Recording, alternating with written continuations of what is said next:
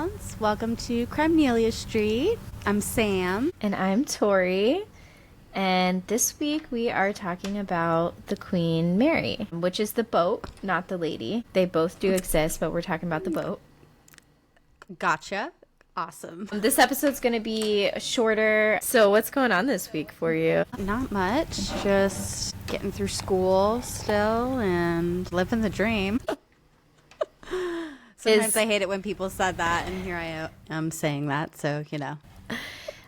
Nice. Yeah, my week's been pretty... I have this week off work, so that's kind of nice. Just kind of taking it easy. I took a nap yesterday. Ooh. That was... Yeah, I can't remember the last time I had a nap, and that did wonders for me. I feel whole.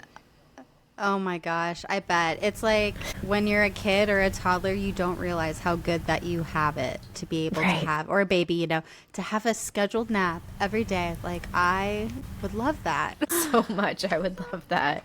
Yeah, Oh my goodness. Finley doesn't seem to appreciate it as much as I do. Yep. That's the way she goes. So this week we're talking about the Queen Mary. It's a big boat. It is an ocean liner. It has been deemed one of the most haunted places in America. And what hasn't, though? Yeah. We're all just on ancient burial grounds pretty much, so... This episode's going to be a little, like, lighter and fluffier, too. It's more paranormal. There is some, like, a couple, like, actual documented deaths. For the most part, it's, like, mostly speculation and just, like, paranormal experiences. And a little bit of history, which is fun. So, 1936 to 1967, the Queen Mary functioned as an ocean liner. So, it was taking trips across the ocean. I think always the Atlantic, too. So, it was going from, like, New York to, like, Europe and the Middle East and stuff. Now, after 1967 onward, it is docked in Long Beach, California as a tourist attraction and a hotel. And I actually stayed in the hotel. What? Yeah, it was 2017 or 2016. I almost said 2027. Not yet, Tori, not yet. Not yet. But yeah, it had to be 2016 or 17, I think. I don't know. But anyways, it was really cool. We got, like, the little audio tour things, and me and my stepdad went around and made sure to do the tour at night, so it felt a little spookier. And then there's, like, one room that's, like, the most haunted, and we, like, Googled it to figure it out, and they had that room closed when I stayed there, but I guess it's open now to the public. And if you, like, rent it out now, it comes with, like, a Ouija board and, like, things to, like, connect with the spirits and, like, a file on, like, paranormal experiences that happened in there and stuff like that. When we went there, they didn't even have it marked as that room number because they said it was, like, too dangerous or whatever. Dang, that is so cool, though. Wow. Did you, like, know the history about it before you went on it, or were you just like, oh, this is, like, something we're gonna do, this looks cool type of thing? I did, yeah. I can't remember, I think my mom put me in charge of, like, finding hotels, so you're, like, perfect. And she usually likes to stay in, like, 5-star hotels and stuff, yeah. And I picked this retired amazing. Ocean liner floating. Haunted. Yeah, and it definitely wasn't 5-star in there. I mean, it was adequate for my liking, but I think there were some complaints if I remember correctly. But me and my dad had a blast because we're both, like, into the history and, like, the spooky side of it. And we went and, like, found the haunted room because, like, you could obviously, you know what the room number is, so you can see the rooms around it. Like, it's kind of silly they took the number off of Right. room. It's just like when hotels get rid of the 13th floor. Yes, you know what I mean? yeah. It's like there's still a 13th floor. Like, I'm sorry. Funny you bring that up because 13 plays a part in today's tale. I love that. Okay.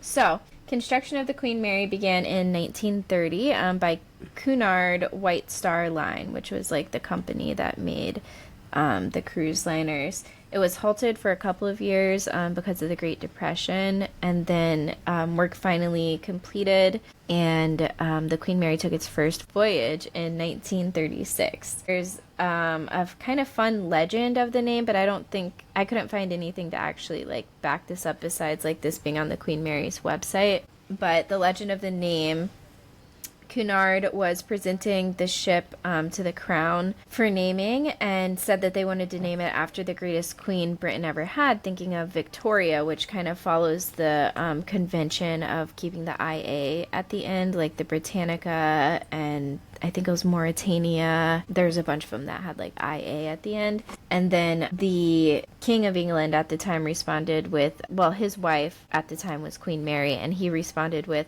"Oh, well, my wife would be thrilled that you're naming the ship after her." That's funny. I guess you don't really tell a king, like, no, that's not what we meant. So they just kind of went with Queen Mary.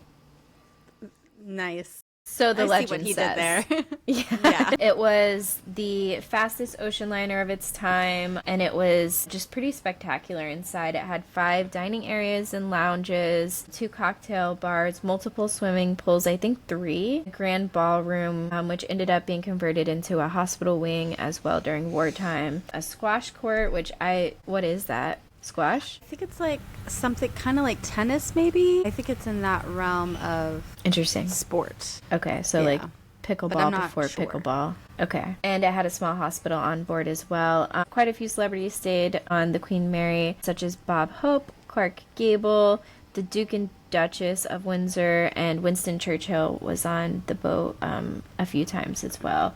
It's believe that 49 people died on the Queen Mary while she was at sea, not including wartime. Ooh, okay.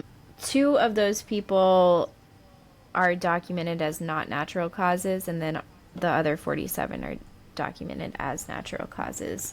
And again, this is only like what's been documented. I don't think we have the wartime documents, is kind of what I gathered based on the wording of most of the sources. So, New York, September 1939, after 3 years of sailing, the Queen Mary docked after her 143rd Atlantic crossing, and would not be carrying civilian passengers for another 8 years. The last trip across the Atlantic was pretty stressful because they knew that war was about to be declared. So I think they were even bringing like refugees from Europe over to the States. And they had painted the portholes on the ship gray too, so that other ships couldn't see the light coming from the boat at night. So it was a bit of a stressful last voyage, but they did make it back safely. From there, the Queen Mary sat for a few years in New York, and then it went to Australia to be outfitted for war. World War II had begun at this point. They painted the ship gray, and in wartime, because it was so fast and it was painted gray, it was referred to as the Gray Ghost. They did a bunch of renovations to the ship. 2,000 stateroom doors were removed, I guess, and they put in like 3-decker bunk beds pretty much. The amount of people they fit on this boat is insane, and I'll get a little bit more into that. But the kitchens and bathrooms were enlarged to accommodate more people. The stores were converted into military offices. They added blast shutters over the windows. The transformation happened in 2 weeks. The original capacity was 2,030 people, and the maximum wartime capacity was 15,740 people. And the ship regularly had 15,000 people on it at a time on voyages. So it was built for 2,000. Oh my gosh. 15,000 on it. People were like sleeping on the deck in the sun. They could only have that many people in the summer because people had to sleep outside on the deck. That is crazy. That's like a small city, like small town. 15,000 people. Damn. That's crazy. I think Grants Pass is 30,000. Can you imagine? And packed like sardines. For real, yeah. The ship was so fast. and it could hold so many people that Hitler had actually put out a reward for sinking the Queen Mary at the time. It's rumored that he was offering $250,000 and the Iron Cross with oak leaves, which is like the highest honor in the Nazi military. And he was offering that to any sub-captain who could successfully torpedo the Queen Mary, but no one ever did. The Queen Mary was too hard to catch, and she would use a zigzag pattern while sailing during wartime, which made it pretty much impossible for anyone to catch her. But one of the things that they probably should have done when they refitted the boat for wartime was put in AC, and they did not, because the ship was usually going through the Atlantic, which is pretty cold temperatures. And now the ship was going through more tropical areas like the Middle East and such, and it was so boiling downstairs, and below deck it would get up to like 110 below deck sometimes, and many soldiers, I couldn't find a number, but I just kept seeing the word many used. Soldiers died of heat exhaustion, and the heat caused near mutinies. Some soldiers even threw themselves off the ship. Oh man. And there's like rumors too about people like going like mad kind of from the heat as well. Wow. So pretty rough condition. There was one point when a vessel, the Curacao, was kind of ahead of, it was a British cruiser, so they were on the same side, and it was a veteran of World War I, the ship was, and it was heading towards Scotland ahead of the Queen Mary. The cruiser's skipper signaled to the Queen Mary that he'd be taking station about 5 miles ahead of the Queen Mary, and there'd be 6 other destroyers taking up station around him, flanking the cruiser a few miles on either side of the liner. For 5 hours, they all moved towards Scotland. But even though the Queen Mary was sailing in her zigzag pattern, she was still so fast that she ended up gaining too much speed on the ship ahead of her. And the senior first officer of the Queen Mary at the time got nervous and tried to turn the Queen Mary away from the Curacao. And the Curacao also turned towards the Queen Mary at the same time. And the Curacao got right into the Queen Mary's path pretty much. And the Queen Mary pretty much sliced the boat in half. And they said it was like a crazy clean cut as well, which is wild because the ship was just moving so fast and so much heavier than the other one. The captain of the Queen Mary sent a message to the rest of the convoy to go back and pick up survivors because the Queen Mary couldn't stop because it was under such strict orders to continue the zigzag pattern. And with possibly 15,000 soldiers on board, it's putting all of those lives at risk if it stops as well. So Queen Mary kept going. The other boats in the convoy got to the scene within minutes. Unfortunately, only 101 of the 439 people were saved. So 338 people passed away in that incident. Wow. A court determined the fault of the accident was 1/3 the Queen Mary's crew and then 2/3 the Curacao's crew. The collision made an 11-foot hole in the Queen Mary, and the speed of the boat was causing water to rush in, flooding the ship. They had to slow the ship down, which slowed the flooding, and they went to Scotland for emergency repairs. The hole was never fully fixed until after the war when she was refitted for peacetime. Some other neat facts about the Queen Mary during wartime. She was the war room for the Battle of Normandy, and Churchill used the Queen Mary to move between Allied forces. I think he was on it 3 or 4 times, and the D-Day Declaration was signed on the Queen Mary to attack Normandy. So that was a cool little fact I didn't know before. Yeah, for sure. After the war, the Queen Mary was used to transport soldiers and their wartime brides home. It was used as part of Operation War Bride to get all the war brides and their children home to the United States. So I guess the soldiers had babies and met people while they were out and about and wanted to bring them home. And there were actually like a bunch of like acts and stuff that had to go through Congress to like fight to get those people back, which is interesting. Yeah. The Queen Mary was refitted for peacetime from 1946 to 1947. At this point, they did add AC. It was a great idea. Yes. Yep. Step in the right direction. Yes. Unfortunately, as air travel became more popular, though, cruise travel did decline. In 1967, the Queen Mary was retired, And the Cunard White Star Line sold the Queen Mary to the city of Long Beach, California. I guess Long Beach was trying to like improve their like historic districts at the time, so that was their incentive in buying the Queen Mary, to use it as like a tourist stop and a museum. During her time at sea, the Queen Mary carried 2.2 million passengers in peacetime and 800,000 military personnel during World War II. Since parked in Long Beach, the ship has had 50 million visitors. So now... You're one of them. I'm one of them, yeah. That's pretty cool. So the ghosties, we're going to talk about the ghosties a bit. There's like a couple characters of ghosties that are like, you know, seen repeatedly, but there's just a ton that have just been like one-off occurrences. I think it was like 150 known like different spirits that I saw in one of the sources.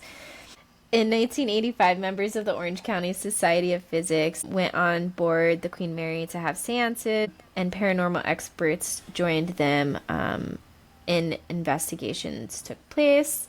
One of the spirits that they encountered during the seances was William Ed Stark, who was a senior officer from Sunderland, England during World War II.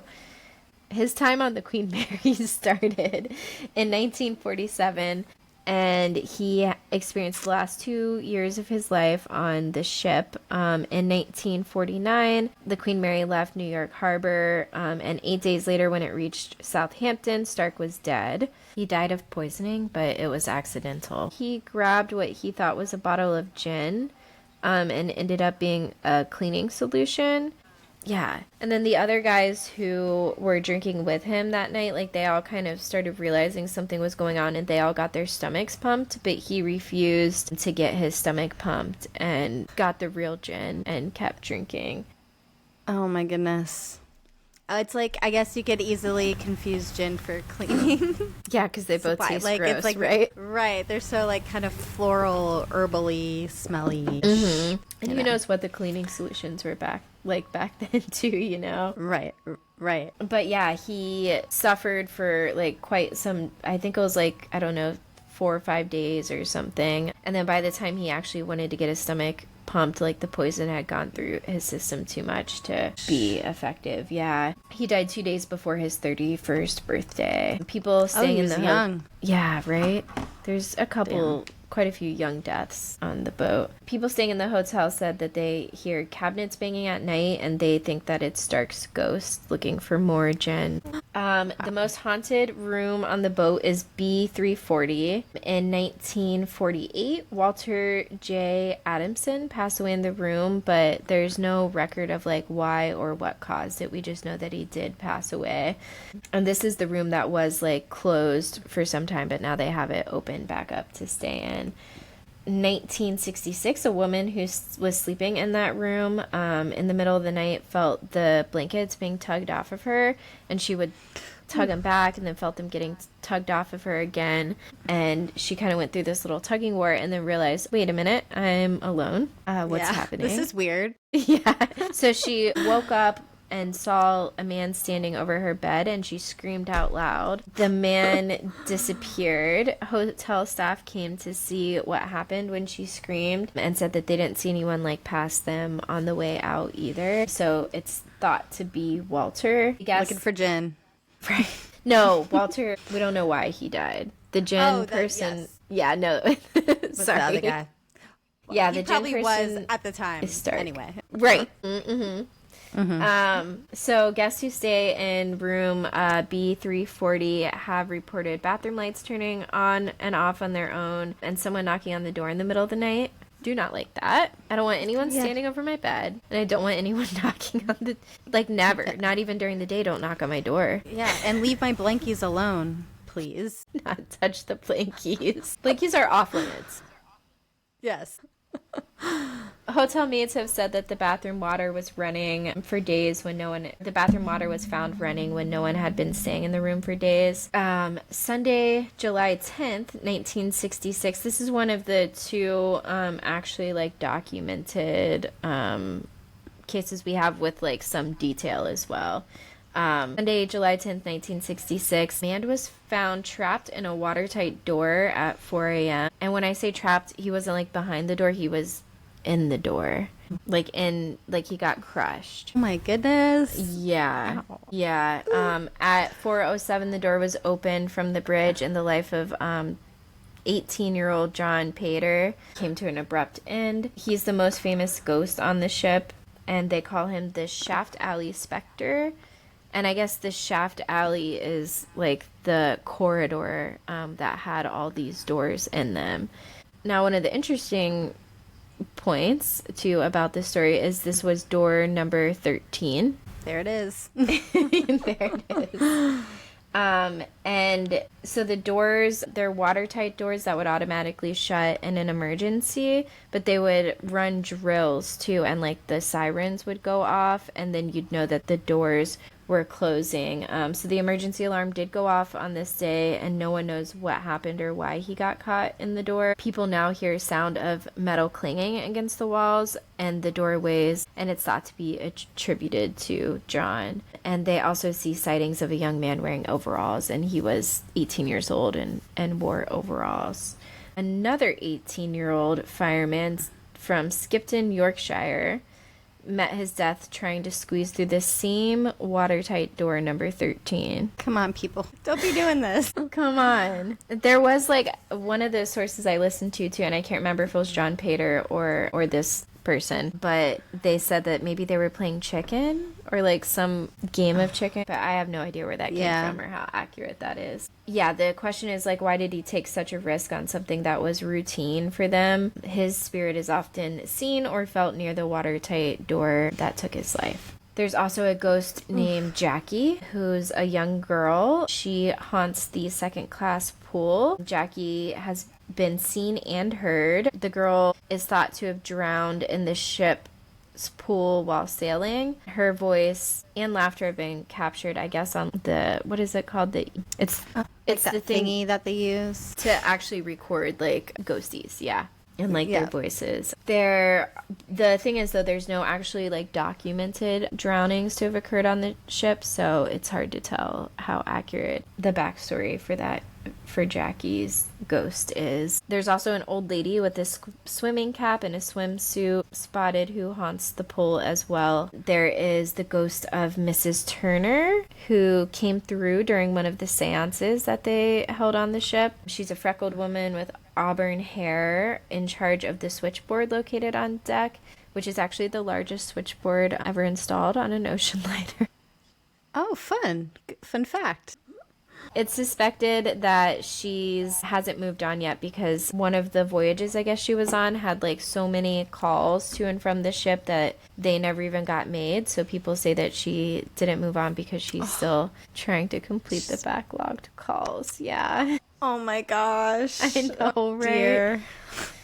In 1988, the assistant manager of the Queen Mary received a letter from a couple in England that said they had sailed on the Queen Mary in 1958 on their honeymoon, and they wanted to celebrate their 30th wedding anniversary on the ship and requested the same room that they stayed in when they got married. Since the room numbers had changed throughout the years, the assistant manager had to search the records to see which room it was that they had stayed in and if the room was still in use as a room. It was, and he reserved the room for the couple and assured them that everything would be ready on their arrival. On the day of the couple's arrival, the assistant manager was behind the desk. The couple, when they saw the assistant manager, froze and would not approach him or speak to him or have anything to do with him. He didn't know what was going on. He went into the back eventually, and then his manager came up to him and told him to take the next 3 days off paid, but offered no explanation as to why. The assistant manager left, not knowing why he was being sent home, and he returned from his vacation a half a day early because someone had called in sick, and he was behind the front desk when the couple came up to check out. Again, they froze when they saw the assistant manager, and he was confused. After a long, awkward silence, the woman approached him and began to explain that in 1958, when they originally were on the ship, each passenger was serviced by a steward. Instead of giving them a tip, like for each day or each thing that they do for you, you give them a tip at the end, which I think is still standard on cruises. Except you get like one concierge for like a group of rooms, but it sounds like it used to be just one steward for one room. But they went to find their steward at the end of the ship to give them the envelope with the tip in it, and they couldn't find the steward. Eventually, they found out that the steward had fell ill before the Queen Mary docked and was taken off the ship to a hospital where he then died. The couple had never seen the steward again until they ran into the assistant manager, and he was a spitting image of the steward that they had back in 1958. And then the weirdest thing about it is the steward died in 1958 on the same day that the assistant manager was born. Whoa. I got goosebumps. That is pretty crazy. Yeah, same. Isn't that wild? That's insane. Yeah. Yeah. There's a room called the Queen's Salon. That's such a... I don't know why that word sounds so weird to me. I want to say saloon. Right. But... The Queen's Salon is known to have a lot of paranormal experiences. In 2001, a member of the accounting staff came in early to work at 5:30 a.m. but felt like something was off. She sat at her desk and felt unusually cold. Later, she felt something brush against the back of her chair, but no one was there. Minutes after that, the woman saw a transparent figure in white walk through the room and pass through the door. The employee left the room until her coworkers arrived, that's a good thing to do. I would do the same. Same. And this also used to be the first class lounge to what's now the Queen's Salon. Also known to have happened there, the sounds of footsteps and sobbing, and a pretty woman in an elegant white evening gown that has been seen dancing alone by herself. So tragic. Yeah. The first and second class pools are popular ghosty spots. The first class swimming pool has been closed for decades. Women often appear in 1930s style swimsuits. Some have heard splashing and seen wet footprints from the deck leading into the changing rooms. And some people have also seen an apparition of a small girl holding her teddy bear, which that's a no for me, dog.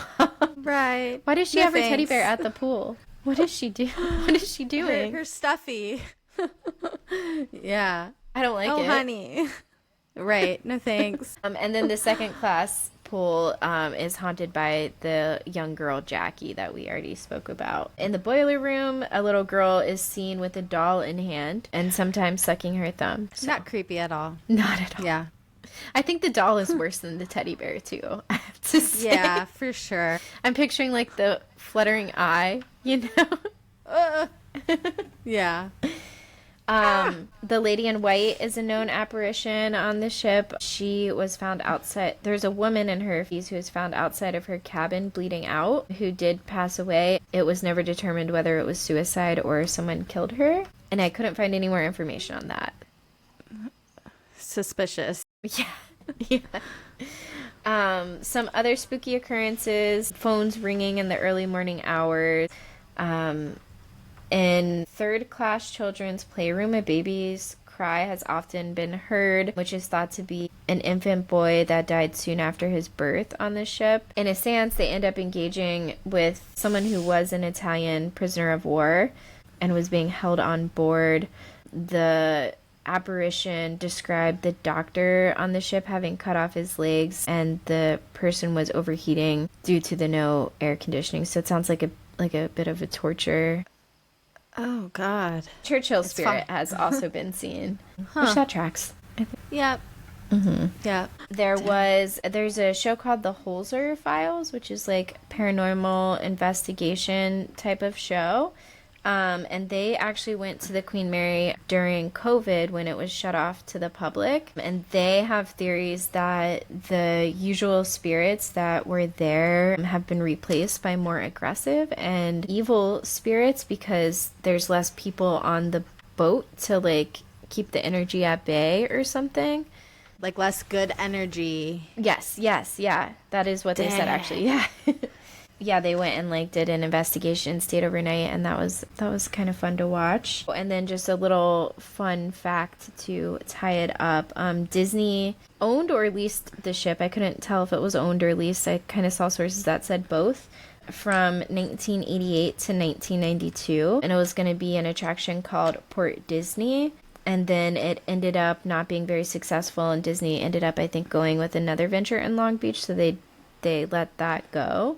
But there were rumors that Disney had tricked out the haunted room, so B340, with like audio and visual equipment to like hype up the experience of people staying in the hotel. And then it was rumored that like that equipment was left as well after Disney, and there was some amount of time that equipment was probably still used after Disney didn't own it anymore. Interesting. Yeah, and that's it. Whoa, what a gal. She's a force to be reckoned with. Yeah, I want to go back after reading. It was so cool being on board because you just feel like a part of history, and like just the architecture, and it was very beautiful. I was gonna say, like, it went through, you know, the World War and everything, and you were like on it, like you walked the same halls that all those people did, and 18,000 at a time. That is crazy. Did That's you feel wild. any kind of like paranormal goosebumps or anything? And I was welcoming it too, but yeah, we didn't really have anything spooky. I mean, the whole like air of the place is a bit spooky, but like nothing, no like banging or clanging or anything, no apparitions. Yeah. Unfortunately. Dang. Well, hey, that's why we have these wonderful recounted stories from others. Exactly. Yep. Yeah. Would you, if you got the opportunity, would you stay in B340? Oh man, I think I would. I mean, probably. I think I Except would. if they start. Right. Yeah, we would do it together. You know, For sure. But the moment the blankies are touched, once again, We're out we're out of there. so fast. I don't think I'd sleep well, but I would go. Right, for sure. Yeah.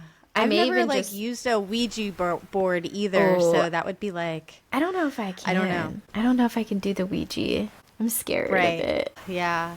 Because it's like you hear the people who have had like crazy experiences, and then you hear like stories of like kids playing with them, and then you find out like the older brother or something was just like fucking with the kid or their, you know, siblings the entire time or whatever. So it's like, what is it? I know. I don't know. And I'm too scared to find out for myself. Right, for sure. But I'm yeah, I afraid- think I would do it. Yeah, nice. Maybe we'll have to add that to our bucket list. Ooh, yes. A girl's trip. Girls trip. See the queen. Yes, of course. She's a girly. So I feel like our Swifty palette, what is usually a palette cleanser, the Swifty News isn't very happy. I know. Yeah, that is super sad. I was actually, as we were starting this today, I'm like, oh man, I don't really have anything that's like on the noggin, you know? Yeah. About it. I mean, other than that awful thing that happened yesterday. And what was it called? The place? I forget. Was it Stockholm? Stockholm stabbing? Is that right? Stockton? I'm not I think Stockton. I think it is, yeah. I actually did see, so her next stop is in Warsaw, Poland. And do you remember a few months ago, I can't remember where it was. It was on her Europe leg of the tour, but these like environmentalists, like climate activists, broke into where her private jet was stored. Yeah. And they threw Painted it. paint on what they thought was her jet, but it actually wasn't. Oh. But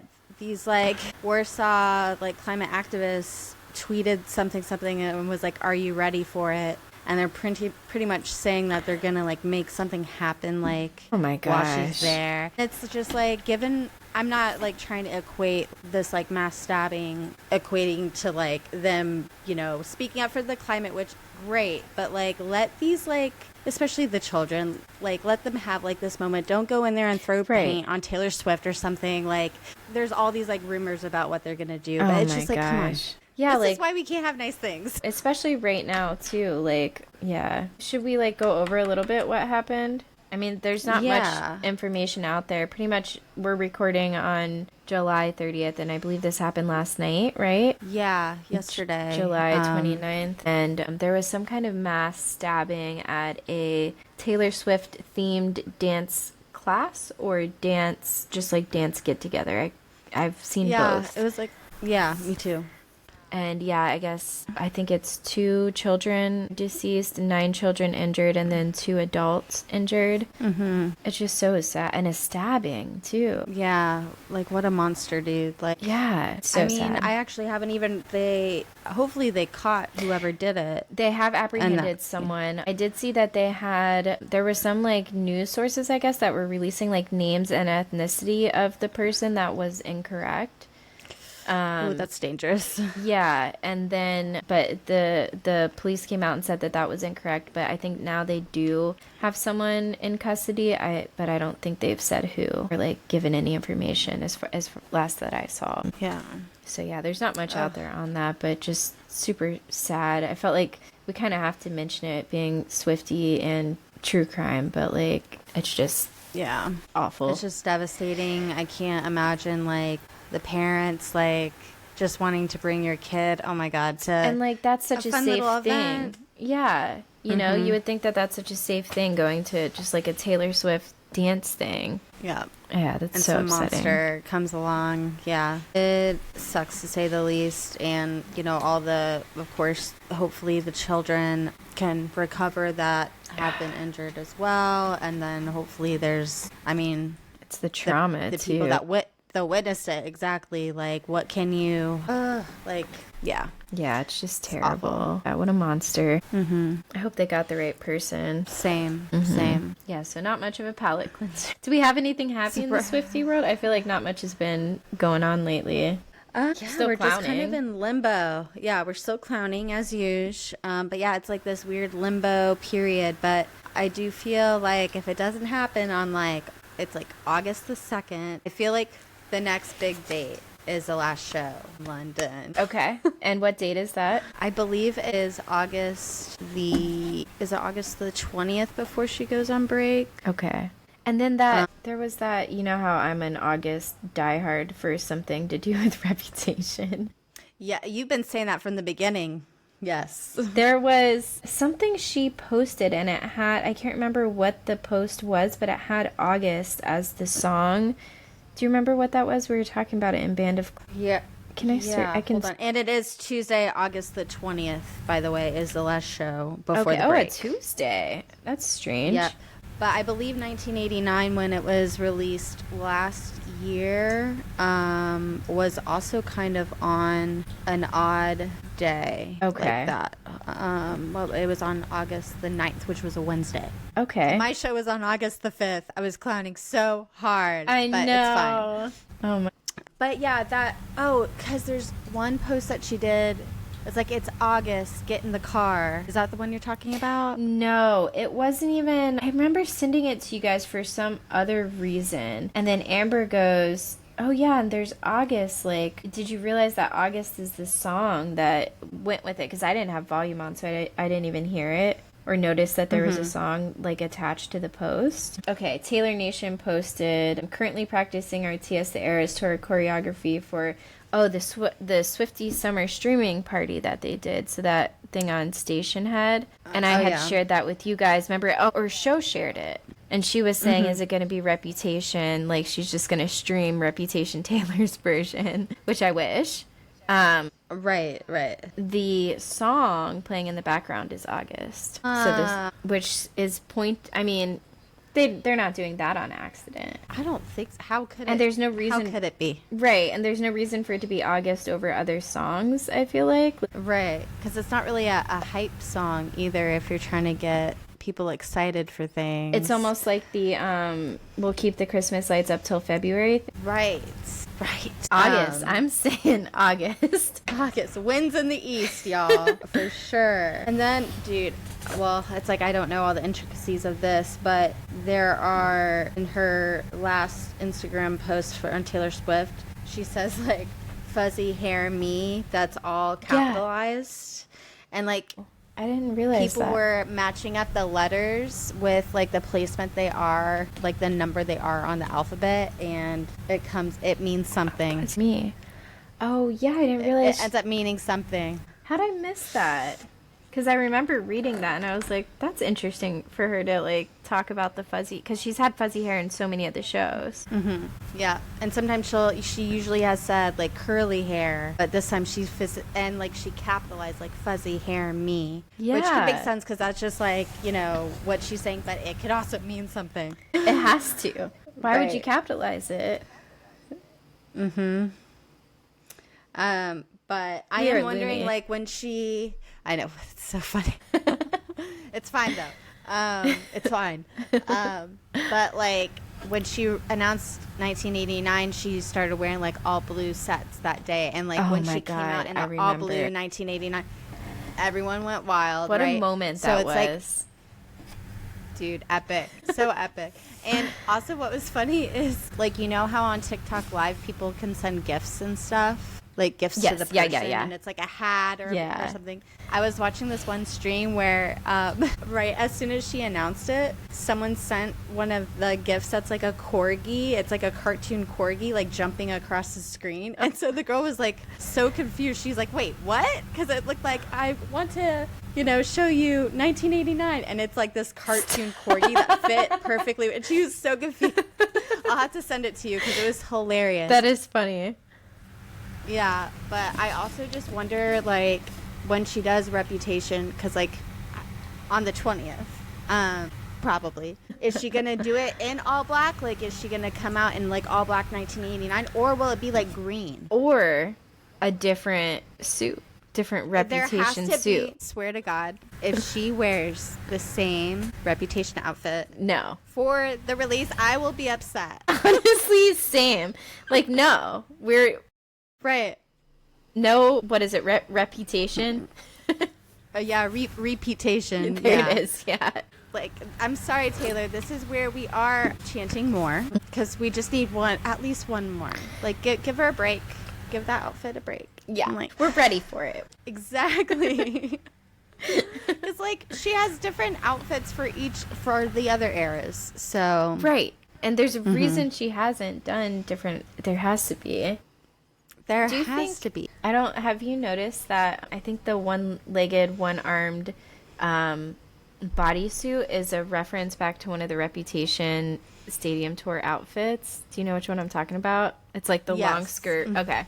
I just like noticed that, I don't know, maybe like 6 months ago. I'm so sad they took it off of Netflix because that was really... Right when I started really getting into Reputation, they took it away from me. Like, give it back. Someone give it back. Cool. It's out there. Disney Plus it or something. Exactly. Like, and it's so weird to me too that Miss Americana is still on Netflix, but everything else seems to be Disney Plus. Right. It's interesting. And then I am also really, I've probably said this a million times, but where is Debut? It's coming out. We're gonna get an announcement, I think, probably October-ish, and it's gonna be released December. I do love that, but also, like, where is Debut and why isn't it featured on the Eras Tour except in the surprise songs? Yeah. I think it was just a time thing and probably, like, the least hyped album, maybe, but I don't know. I like Debut, like, as much as Speak Now, I feel like. Yeah. I mean, I'll be honest, it's probably the one I've listened to the least, but I am looking forward to listening to it more once it is released. You know what I mean? Like, yeah. I think the vault tracks are going to be really cute on that one. Yeah, for sure. For sure. I did see someone say, like, maybe her version of Debut is the surprise songs because in the beginning it was just her kind of with the guitar, you know, although she does use the piano as well. But it's like maybe that's like a tribute to that time. Yeah. It's like, okay, that's a cute little sentiment, but I don't know. I don't think so. You know, I think it was just a timing thing. True. But yeah, it was. But they did put in Tortured Poets, so if they could sneak that in. That's a good point, yeah. Things to think about. The things. Right. The things that make us go, You can follow us on TikTok at crimenelia.st for street. Follow us on Instagram at crimeneliastreet, spelled out. And send us an email at crimeneliast@gmail.com. And till next time, we'll see you later. Bye.